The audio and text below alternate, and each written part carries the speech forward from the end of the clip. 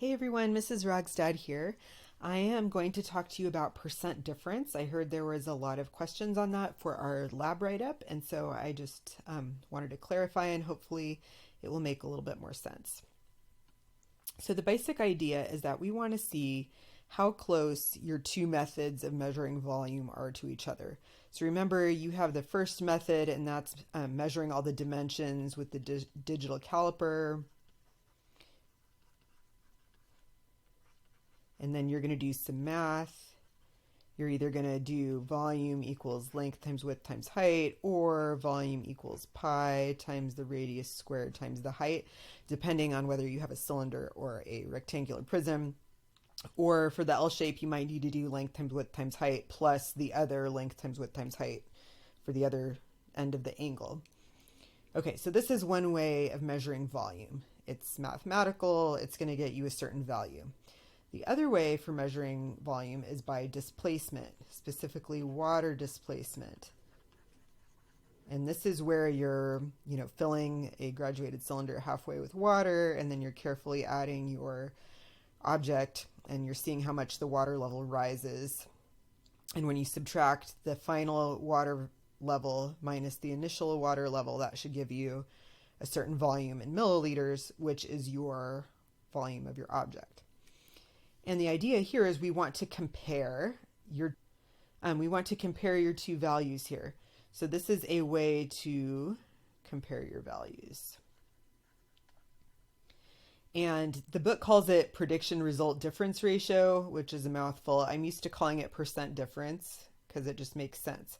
We want to compare how different that value is to that value, and you want it to be hopefully within 10%, but I'll be good with 15%. So our predicted value, now in this case we don't really have a predicted value because you got both values by a laboratory measurement. But for the sake of argument, we're going to call the predicted value the one you got by displacement, and the experimental value the one you got by doing your measurements and then doing your math. Okay, and then we're going to put it into this formula. So there's words here in this formula. You're going to plug in numbers. They're really variables. So your percent difference is going to equal your predicted value. So say that was 5 milliliters for the sake of argument. And say the one you got over here was like 5.5 centimeters cubed. Remember, centimeters cubed equals milliliters, so you can use them interchangeably. And remember that these straight lines here mean absolute value. So even though 5 minus 5.5 is going to be a negative number, you just take the positive. And then we're going to divide that by the predicted value, which is again 5 milliliters. And then we're going to multiply it by 100 to get a percentage. Okay, so on my calculator, I'm going to just 5 minus 5.5, that's going to be 0.5 divided by 5 times 100, that equals 10.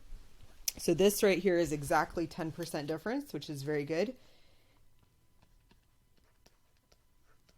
And in the other video, I showed you how to enter this formula in the Google Sheet. And that's where you're using the abbreviation ABS. ABS just stands for absolute value.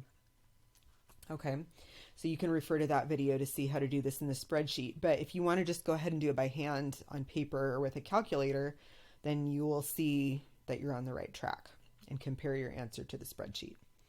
Okay, so that's the first instance of percent difference that you're going to do. You're going to compare your volume by dimension and your volume by displacement. The second instance is for your density. And here we actually are going to look at a predicted value. So these are the predicted values right here. So we have aluminum. Remember, 3 of your metal pieces are made of aluminum, and all of them should have this density. You have 1 piece of brass, that's the giant brass cylinder, and 1 piece of steel, that's the one with the square base, carbon steel. And these are their densities. So you are going to compare the density that you calculated in grams per milliliter, which is the exact same thing as grams per centimeter cubed. you're going to be comparing that with the predicted value. And these values are published. They've been verified by thousands upon thousands of experiments. Chemists have books. Well, in the old days we had books. Sorry, I'm old. Now it's probably on the internet, but books of standard reference values. And so it would be like the known density of every material you could think of, and its melting point, its boiling point, and whatever other data you can think of on as many materials as possible. You could also go look up on ptable.com.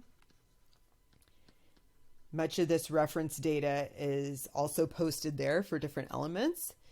And so you can see there's just a multitude of predicted values that are out there for the comparison. But then you want to measure or compare what you yourself measured to what we expect from this predicted value. So here's the formula, and I like to call it percent difference for the sake of simplicity. And you're going to take your predicted value, which is that, minus your experimental value, and that's your value that you calculated in that spreadsheet for however many grams divided by however many milliliters.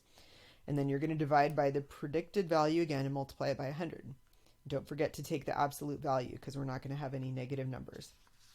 So I hope that helps. Please send me an email if you have any more questions, and I hope you have a great day.